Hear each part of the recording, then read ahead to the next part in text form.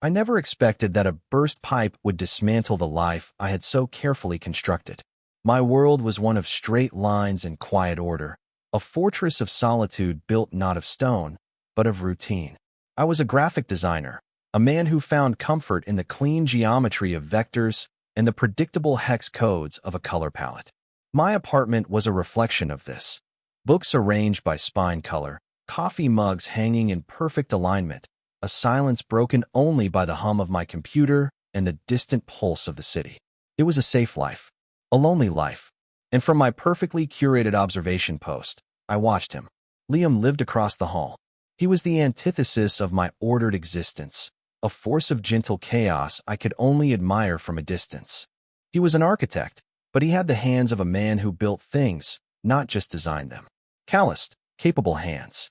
Sometimes the scent of sawdust and cedar would drift into the hallway, a warm, earthy perfume that spoke of creation, of something real and tangible being brought into the world. He was tall, with shoulders that seemed built to carry more than just the weight of his own world. His voice, when I heard it through his door or as we passed in the hall, was a low, calming rumble, a sound that felt like it could settle the frantic fluttering in my own chest. He was a masterpiece in a museum I was not allowed to touch. That was the central rule of my universe, the foundation upon which my fortress was built. He was my friend, my neighbor, and he was, as far as I could tell, irrevocably straight. I had pieced together this truth from fragments. A phone call overheard years ago where he used a sweet, familiar tone with someone named Sarah. The way he spoke about movies, never once mentioning an actor with the same quiet reverence he reserved for an actress. These were flimsy pieces of evidence, perhaps, but my fear used them like mortar, building a wall so high and thick it felt like an immutable law of physics. He was unattainable, and in his unattainability, there was a strange sort of safety. I could yearn without the terrifying risk of ever having to act on it. So I became a quiet scholar of Liam.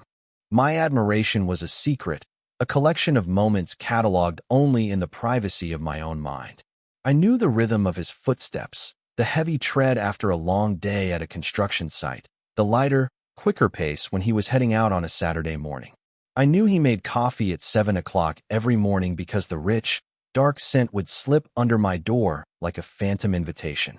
I saw the way the late afternoon sun caught the hints of gold in his brown hair when he leaned against his doorframe, checking his mail. Each observation was a brushstroke on a portrait only I could see, a masterpiece of longing kept under lock and key. I told myself it was enough to simply appreciate the art, to live across the hall from something so wonderfully, chaotically alive.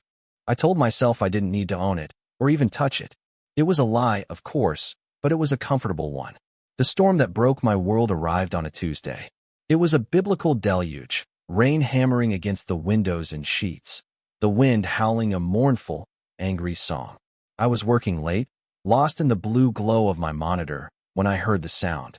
It wasn't the storm. It was a soft, insidious groan from behind the wall, followed by a sudden, violent spray. I spun around in my chair just in time to see a section of drywall darken, bulge, and then surrender completely. Water, brown and angry, gushed into my living room, my sanctuary of order. It flowed over the floorboards I had so carefully polished, soaking the rug I had spent a month choosing.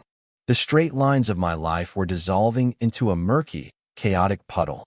Panic, cold and sharp, seized me. For a frantic hour, I was a whirlwind of towels and buckets, a losing battle against the flood. The building superintendent finally arrived, a weary man with a sad mustache, who took one look at the deluge and shook his head. A main pipe on our floor had burst. The damage was extensive. He said the words that felt like a death sentence to my ordered life. The apartment is unlivable. It'll be at least a week, maybe more. My mind raced. A hotel? In the middle of this storm, with the city's largest tech convention in full swing? Unlikely. My fortress had not only been breached, it had been washed away. It was then that Liam's door opened. He must have heard the commotion, the frantic sloshing, and the superintendent's grim pronouncements. He stood in his doorway, wearing a simple gray t-shirt and worn jeans, his hair messy from the humidity. He looked from my flooded apartment to my pale, stricken face, and his expression softened with an immediate, uncomplicated concern. There was no judgment, no morbid curiosity, just a quiet assessment of the disaster. "Ethan, what happened?" His voice was that low rumble, but it cut through the noise of the storm and the frantic thumping of my own heart. I explained, the words tumbling out in a rush of panic and despair. He listened patiently, his gaze never leaving mine. When I finished, he didn't hesitate. "Not for a second. You're staying with me," he said. It wasn't a question. It was a statement of fact, as solid and unyielding as he was. "I have a spare room." "It's no trouble." My protests were weak, pathetic things, swallowed by the sheer force of his certainty. I mumbled about not wanting to impose, about finding a hotel, but he just shook his head, a small, kind smile playing on his lips. "Don't be ridiculous. Grab what you need. You're staying here." And just like that, the walls I had so carefully maintained for years came crashing down. I was being pulled from the wreckage of my own life and offered sanctuary in the one place I had dreamed of and feared in equal measure, his. The museum was opening its doors, and I was being forced inside. Crossing the threshold into Liam's apartment felt like stepping into another dimension. If my home was a minimalist gallery, his was a warm, cluttered workshop of a life well lived. The air itself was different. It smelled of him, that base note of cedar and something clean, like his soap, layered with the faint, comforting aroma of coffee and old books. It was intoxicating, and it immediately set my frayed nerves on edge. My carefully constructed defenses were useless here. His scent was in the air I was breathing, a constant, intimate reminder of where I was. His space was the physical manifestation of his personality. Architectural sketches were pinned to a corkboard, some of them curling at the edges. A half-finished wooden box sat on a workbench in the corner, shavings of light-colored wood dusting the floor around it. Books were stacked on every available surface, not arranged by color, but piled in a way that suggested they were actually read and loved. It was a comfortable chaos, a lived-in warmth that my own sterile apartment had always lacked. It was a home, and for the next week, it was going to be mine. The thought sent a tremor of both terror and a deeply buried excitement through me. The awkward dance began immediately. He showed me the spare room, which was small but neat, dominated by a simple bed with a dark blue comforter. "The bathroom is just there," he said, pointing down the short hallway. "Make yourself at home." Seriously, I set my bag down, my movements stiff and unnatural. I was a foreign object in his space, a piece of sharp, cold geometry dropped into his soft, warm world. I was hyper-aware of everything. The way his larger frame seemed to fill the hallway, forcing me to press myself against the wall to let him pass. The deep, resonant sound of his footsteps on the hardwood floors. The soft click of his bedroom door closing later that night, a sound that seemed to echo in the sudden, profound silence. Lying in his spare bed that first night, I felt like an exposed nerve. The sounds of the apartment were new and unsettlingly intimate. I could hear the faint whisper of his sheets as he shifted in his own bed in the room next to mine. I could hear the soft, steady rhythm of his breathing, a sound that was somehow more present than the fading roar of the storm outside. My own breath caught in my chest. He was just a wall away. A thin layer of plaster and paint separating my cold, anxious loneliness from his steady, breathing warmth. It was too close. It was not nearly close enough. The next day, the heightened sensory awareness became a constant, low-grade torture. He made us breakfast, moving around his kitchen with an easy, unconscious grace. I sat at his small table, watching him, cataloging every detail. The muscles in his forearms flexing as he cracked eggs into a pan. The way he ran a hand through his already messy hair when he couldn't find the salt. He passed me a mug of coffee, and his fingers brushed against mine. It was nothing, a fleeting, accidental contact. But for me, it was a lightning strike, a jolt of pure electricity that shot up my arm and exploded in my chest. I pulled my hand back as if burned, my heart hammering against my ribs. He didn't seem to notice, or if he did, he was kind enough to pretend he hadn't. "You okay?" he asked, his brow furrowed with a flicker of concern. "Fine," I managed to choke out, my voice tight. "Just tired." I was a terrible liar. That night, the disaster escalated. A deep, persistent dripping sound started in the spare room. We discovered a dark, spreading stain on the ceiling, a casualty of the same burst pipe that had claimed my own apartment. The bed I had slept in was now directly under a slow, steady leak. A fresh wave of despair washed over me. I was a curse, a harbinger of plumbing-related doom. "I'll take the couch," Liam said immediately, already grabbing pillows. "No," I insisted, the guilt a bitter taste in my mouth. "Absolutely not. It's your apartment. I can't kick you out of your own bed." "I'll take the couch." We went back and forth, a quiet, stubborn argument in the dim light of the hallway. He was resolute. I was equally so. Finally, he stopped, letting out a soft sigh of frustration. He looked at the couch, then at his bedroom door, then at me.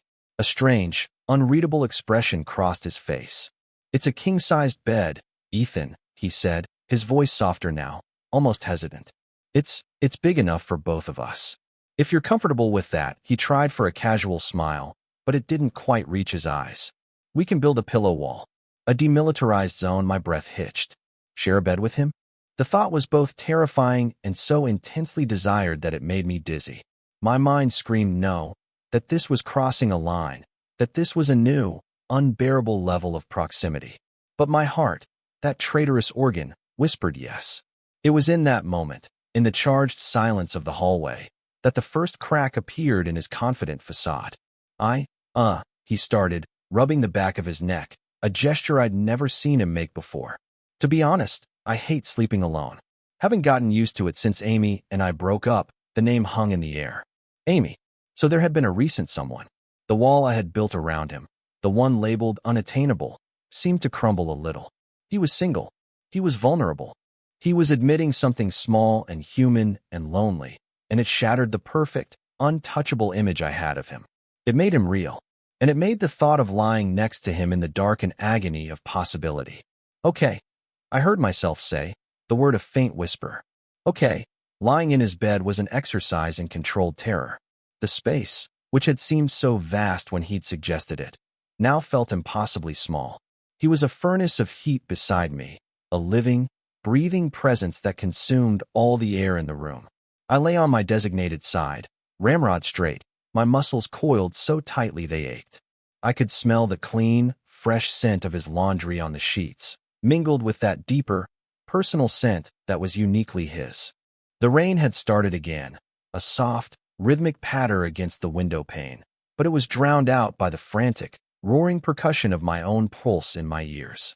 I focused on my breathing. Inhale, exhale. I tried to make it silent, shallow, to minimize my own existence in his space.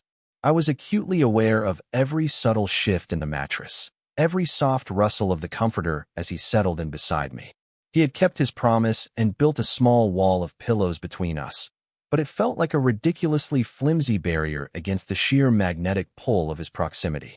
I could feel the warmth radiating from him across the few inches that separated us. It was a tangible thing, a warmth my own cold, lonely body craved like a dying man craves water. He seemed to fall asleep quickly, his breathing deepening into a slow, steady rhythm. The sound should have been comforting, but it only amplified my own state of wide-eyed, anxious wakefulness. I was a guest in his most private space, a trespasser in his intimacy. My mind, my relentless enemy, began to spin its usual web of anxieties. What if I snored? What if I moved in my sleep and touched him? The thought of an accidental brush of my arm against his sent a fresh wave of panic through me. I was an imposter, and at any moment, he would wake up, realize the mistake he had made, and the fragile truce of our friendship would be shattered forever. Hours seemed to pass in the darkness. I lay there, a statue of tension, listening to the rain and the sound of him breathing. And then, I felt it. A subtle shift in the mattress. My body went rigid. He was moving. I held my breath, praying he was just turning over, shifting away from me. But the warmth at my back intensified. He had moved closer. Just an inch. My mind reeled. Was he asleep? Was this just the unconscious movement of a sleeping body seeking warmth? It had to be. Of course it was. Then, another shift. Another inch. He was so close now that I could feel the heat of his body seeping through my t-shirt, a profound and terrifying comfort. My heart was a wild bird trapped in my ribs, beating its wings against the bone. I squeezed my eyes shut, my entire being focused on the space between our bodies, a space that was shrinking with an agonizing slowness. This was a dream. A hallucination brought on by stress and lack of sleep. It had to be. And then, under the covers, something brushed against the back of my hand. It wasn't skin. It was the rough, calloused texture of his fingertips. My breath hitched in my throat. It was an accident. It had to be an accident. He was asleep. He didn't know. But the touch didn't retreat. It lingered. And then, with a slowness that felt both excruciating and exquisite, his hand moved, turning, until his palm was covering the back of mine. It wasn't a grab. It was a placement. Gentle. Questioning. His hand was so large, so warm, it seemed to swallow my own. The heat from his skin was a brand, a searing imprint on my own. My world, the carefully ordered, predictable world I had built for myself, simply stopped. Time ceased to exist. There was only the darkness, the sound of the rain, the steady rhythm of his breathing, and the shocking, undeniable weight of his hand on mine.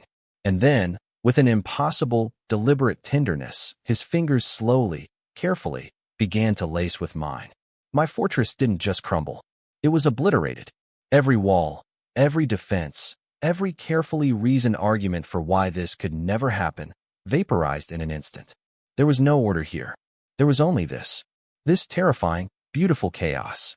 This connection, forged in the silent darkness, that felt more real than anything I had ever known. Disbelief warred with a tidal wave of a feeling so immense I couldn't even name it. It was hope, but it was also fear. It was everything I had ever wanted, and everything I was terrified to lose. I didn't move. I didn't breathe. I just lay there, my fingers intertwined with his, feeling the steady, solid pulse in his wrist, and I knew, with a certainty that shook me to my very core, that my life would never, ever be the same.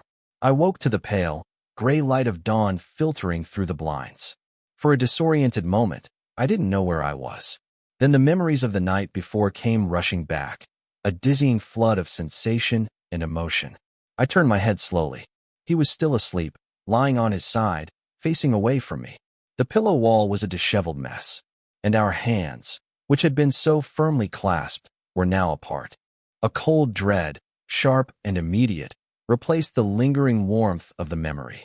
I slipped out of the bed as quietly as I could, my movements furtive like a thief. I escaped to the bathroom and stared at my reflection in the mirror. My eyes were wide, my face pale. Had I imagined it? Had it been some kind of waking dream? A desperate fantasy cooked up by my lonely, sleep-deprived brain? The memory felt so vivid, the warmth of his hand so real. But in the harsh light of morning, it seemed impossible. Absurd. When I emerged, he was awake. He was in the kitchen, his back to me, pouring coffee. The silence in the small apartment was a physical thing, a thick, suffocating blanket. I stood in the doorway, my hands clammy, my heart pounding a nervous rhythm against my sternum. "Morning," he said, without turning around. His voice was different, flat, devoid of the easy warmth it usually held. "Morning," I mumbled in reply, my own voice barely a whisper. He placed a mug on the counter for me, but still didn't look at me. He moved with a stiff, deliberate purpose, rinsing his own mug, opening the refrigerator, avoiding my gaze at all costs. The easy intimacy of the past few days, even the awkwardness, had evaporated. It was replaced by this gaping, silent chasm. The few feet of linoleum that separated us in his small kitchen felt like an impassable canyon. My mind, my cruel and inventive torturer, began its work. The anxiety spiral was immediate and vicious. I had misread everything. He had been asleep, and I was the one who had initiated the contact in my own sleep. Or worse, he had been awake, and it had been a moment of confusion, of pity, a mistake he now deeply, profoundly regretted. He was disgusted. He was embarrassed. I had taken his kindness, his offer of shelter, and I had twisted it into something grotesque and unwanted. I had ruined everything. Our friendship, our easy neighborly dynamic, all of it was gone, incinerated by my own desperate, unspoken longing. The shame was a physical weight, pressing down on my chest, making it hard to breathe. His perceived distance was the final confirmation of my worst fears. He spoke only of practical things. "I'll call the superintendent again this morning," he said, staring into the depths of his coffee mug. "See if there's an update on your place." He was all business, his tone clipped and formal. He was building a wall between us, a new one, made of awkwardness and polite distance, and it was 1,000 times more painful than the one I had built for myself. I had to get out. I couldn't stand another second in this suffocating atmosphere, couldn't bear to see the regret in his eyes if he ever did finally look at me. I retreated to the spare room, now thankfully dry, and began throwing my few belongings into my duffel bag. My hands were shaking. I would make an excuse. I would tell him a friend from work had a spare room, someone further out of the city. I would thank him for his hospitality, and I would flee. I would go back to my life of solitude, but it would be different now. It would be a solitude haunted by the memory of his warmth, by the ghost of a connection I had imagined and then destroyed. I walked back into the living room, my bag clutched in my hand like a shield. He was standing by the window, looking out at the dreary, rain-soaked street. He turned as I approached, and for the first time that morning, his eyes met mine. There was no disgust in them. There was something else. Something that looked like turmoil, like a mirror of the anxiety churning in my own gut. I should get going. I stammered, my carefully rehearsed excuse dying on my lips. A friend. He has a place. Liam's expression hardened, but not with anger. With something that looked like resolve. He took a deep breath. Ethan. Wait, his voice was low, but it commanded the space, stopping me in my tracks. He walked towards me, closing the distance between us until he was standing just a few feet away. We need to talk about last night. The words landed like a judge's sentence. This was it. The moment of reckoning. The gentle letdown, the awkward apology, the final, severing blow to our friendship. I braced myself, my shoulders tensing, my gaze dropping to the floor. I couldn't bear to watch the pity bloom on his face. I wasn't asleep, he said. The 4 words hung in the silent room. My head snapped up. I stared at him, my mind struggling to process what he had said. He wasn't asleep. He wasn't asleep. What? Was all I could manage. He took another step closer, his eyes locked on mine. They were filled with a raw, terrifying vulnerability. I wasn't asleep, he repeated, his voice softer now, but with an undercurrent of fierce intensity. When I moved closer. When I took your hand. I was awake, Ethan. I knew exactly what I was doing. The confession was so direct, so far from the rejection I had been steeling myself for, that I felt a dizzying sense of vertigo, as if the floor had dropped out from under me. He continued, the words tumbling out now, as if a dam had broken inside him. I've known for a while, that I felt something. I didn't know what to call it. It was confusing. I saw the way you looked at me sometimes, when you thought I wasn't paying attention, and I didn't hate it. In fact, I think I started looking for it. He let out a short, humorless laugh. I've been a mess, trying to figure myself out. And then your apartment floods, and you're here, and it's all just more intense. He gestured vaguely towards the spare room. The leak, he said, a faint flush rising on his cheeks. It wasn't that bad. I could have put a bucket under it. I exaggerated. I couldn't stand the thought of you being in another room. It was a stupid, clumsy plan. I just wanted a reason to be closer to you. My mind was reeling. He had engineered it. The whole agonizing night, the forced proximity, it wasn't an accident. It was a desperate, hopeful, terrifying gesture. He saw the confusion on my face and pressed on, determined to clear away all the misconceptions I had built up like armor. And Sarah, the woman you might have heard me on the phone with a long time ago, that's my sister, he said, as if plucking the specific brick from the wall he knew I had laid. And Amy, we broke up over 2 years ago. It wasn't working because I was emotionally checked out. I didn't understand why at the time. I think I'm starting to understand now. The fortress was gone. The museum was in ruins. All my carefully constructed reasons, all my fears, all my assumptions, he had just dismantled them, one by one, with his quiet, devastating honesty. The relief that washed over me was so profound it felt like I might collapse. It was a physical release, an unclenching of muscles I hadn't even known were tensed. The dam inside me broke too. I've watched you for years, I confessed, the words a raw, shaky whisper. I thought you were this perfect, unattainable thing. I built this whole narrative in my head where you were completely out of reach. It felt safer than admitting what I actually wanted. The fear that had been my constant companion for so long was finally receding, replaced by a fragile, burgeoning hope. Last night, when you touched my hand, I thought my heart was going to stop. And this morning, I was so sure I had imagined it, or that you regretted it. I was terrified I had ruined everything. A slow, beautiful smile spread across Liam's face, a smile of pure, unadulterated relief. It finally reached his eyes, and they shone with a warmth that enveloped me completely. He closed the remaining distance between us, and his hands, those strong, capable hands I had admired for so long, came up to frame my face. His touch was solid, grounding, real. It wasn't a dream. Ruined everything, he murmured, his thumbs gently stroking my cheeks. Ethan, you haven't ruined anything. You've just started it. And then he kissed me. It was nothing like the tentative, questioning touch in the dark. This was sure, certain. It was a kiss full of all the words we hadn't said, all the longing we had both kept hidden.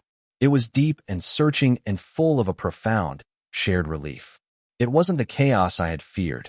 It was the calm after the storm. It was the quiet, solid feeling of coming home. My apartment was still a disaster zone of torn-up floors and industrial fans, but I no longer felt homeless. I stayed with Liam, but everything was different. The awkward dance was replaced by a new, tentative choreography. We were learning a new language, one spoken not in words, but in small, quiet gestures of affection. It was the way he would instinctively reach for my hand when we sat on the couch watching a movie.